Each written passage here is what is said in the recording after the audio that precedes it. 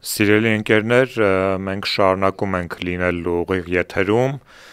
օրվա կարևորագույն թեմայի համատեքստում այս պահին ես զրուցելու եմ Ապրելու երկիր կուսակցության ներկայացուցիչ Մեսրոպ Առաքելյանի հետ։ Պարզ պարոն Առաքելյան։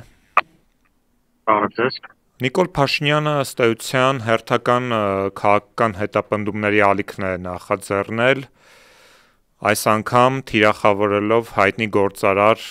բարերար Սամվել Կարապետյանին, ով ընդամենը հայտարարել էր, որ պաշտպանում է հայ առաքելական եկեղեցուն և սուր քննադատության էր ենթարկել իշխանություններին եկեղեցու նկատմամբ տեղի ունեցող հարձակումների համար։ Ինչ կասեք այս մասով, պարոն Առաքելյան, ինչ է տեղի ունենում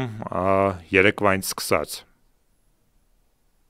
Ակնհայտ է, որ սա քաղաքական հետապնդում է եւ ընդամենը մեկ այլակարծություն պարունակող խոսքի համար նման ծավալի ռեպրեսիաներ ուղղակի անընդունելի է եւ հիմա էլ փորձում են տեղավորել ամեն ինչա լրիվ այսպես կոչված ճակերտավոր օրինական դաշտում, անկախ նրանից թե ինչ վերաբերմունք կար Սամվել Կարապետյանի ասացի մեջ, դա ընդամենը մի հայտարարություն էր, որը իր մեջ որևիցե հանցագործություն չէր պարունակում, եթե այդ ասած խոսքի մեջ կա քաղաքական այլակարծություն, Նիկոլ Փաշինյանը եւ իր թիմը, այո, նույնիսկ այն իր ոճով կարող են պատասխանել, բայց այդտեղ իրավապահները որևիցե անելիք չունեն, այսինքն եթե ասում ես քաղաքական խոսույթ է, պաշտպանում է եկեղեցուն, խնդիր չկա, ուրեմն դուք էլ պատասխանեք ձեր քաղաքական խոսույթով, իսկ եթե այստեղ կար իրավական խնդիր, այդ պարագայում ուրեմն պետք է այս հարցով զբաղվեն բացառապես իրավապահները, առանց Նիկոլ Փաշինյանի եւ իր թիմի քաղաքական հավելումների։ Այսինքն ակնհայտ է, որ երբ քաղաքական պրոցեսները սկսում են իրականացվել իրավապահ մարմինների տոտալ աջակցությամբ, սա ակնհայտ քաղաքական հետապնդում է եւ այդ ձևակերպումները հիմա այսինքն հայտնի դարձավ այս պահին, որ ինչ որ հեծի հետ կապված խնդիրներ կար, երբ 7 տարի Նիկոլ Փաշինյանի իշխանության օրոք հեծը աշխատել է եւ եթե այնտեղ ինչ որ խնդիրներ կար, չարաշահումներ կար կամ դժգոհություններ կար, այս 7 տարին բավարար ժամանակ էր մի 47 անգամ հեծի խնդիրները կարգավորելու կամ դա բարձրաձայնելու եւ այս էժանագին շոուները ցավոք առաջին հերթին վնասում են նախ պետությանը, որովհետեւ անկախ ամեն ինչից պետական ինստիտուտների ամբողջովին արժեզրկում է գնում առաջին հերթին իրավապահ համակարգի եւ զարմանալի է, որ իրավապահ համակարգի ղեկավարությունը թեև ազգային անվտանգության ծառայության ղեկավարը փաստացի հեռացվեց, կարելի ասել հրաժարական տվեց, բայց իրավապահ համակարգը, որ կատարում է Նիկոլ Փաշինյանի ապօրինի հրահանգները։ Ըստ էության մենք կարող ենք փաստել, որ Հայաստանում այլևս մեկ անձի իշխանություն է, որը տանում է երկիրը դեպի ամբողջատիրական համակարգ եւ երեք հստակորեն ուրվագծվեց, որ իրավապահները ենթարկվում են Նիկոլ Փաշինյանի քաղաքական ստատուսներին, նրա կողմից գրված, ինչ կասեք այս մասով։ Ակնհայտ է, որ իրավապահ համակարգը, ընդ որում սա առաջի դեպքը չէ, վաղուց արդեն իրավապահ համակարգը Նիկոլ Փաշինյանի քաղաքական գործիքներից մեկն է հանդիսանում եւ իրենց գործողությունները տեղավորվում է բացառապես մի քան մտադրություններում եւ դրա ապացույցը ոչ միայն այս մի քանի դրվագն է, ակնհայտ է, որ պետական համակարգի կառավարումը երբ որ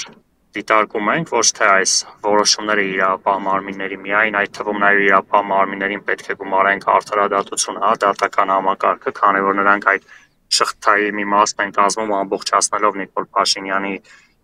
հրահանգները, եւ պետական համակարգի կառավարումն ենք նաեւ վերջին տարիներին տեսնելով եւ բյուջետային հատկացումների, օրինակ նույն 2024 թվականին եթե նայում ենք ոստիկանության ԱԱԾ-ի դատական համակարգի հատկացումները ավելի մեծ տեմպով են աճել, քան օրինակ մեր համար առաջնահերթություն հանդիսացող պաշտպանության ոլորտի հատկացումները։ Սա խոսում է այն մասին, որ Նիկոլ Փաշինյանի համար իր գլխավոր հենարանը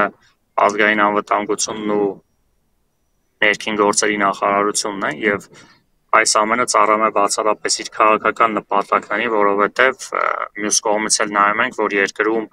բազմաթիվ ապօրինություններ, բազմաթիվ հանցագործություններ են մեծ տեմպերով աճում, որոնց մասով չգիտես ինչի իրավապահ մարմինները տարիներով կարող է լռեն եւ մատնվեն անգործության, բայց երբ մի փոքր մի հայտարարությունից հետո ամբողջ իրավապահ մարմինները ճակերտավոր իրենց աշխատանքն են կատարում։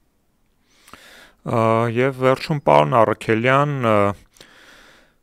բավականին հետաքրքիր մի մտքի հանդիպեցի համացանցում, որի համաձայն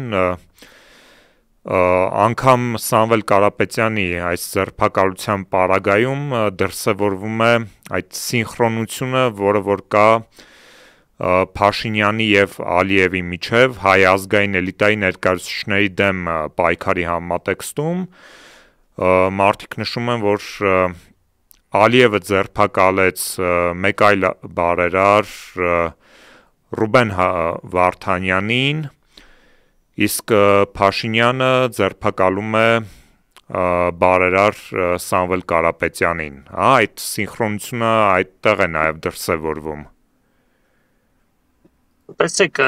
նույնիսկ եթե որևիցե, ասենք, այս դրվագում ասինխրոն կապել չլինի, ակնհայտ է, որ այսօր մենք գտնվում ենք այնպիսի մարտահրավերների մեջ, որ նման գործելավոճը իշխանությունների առաջին հերթին վնասում է պետությանը։ Նույնիսկ եթե Սամվել Կարապետյանի գործողություններում, բիզնես գործունեությունում կան որոշակի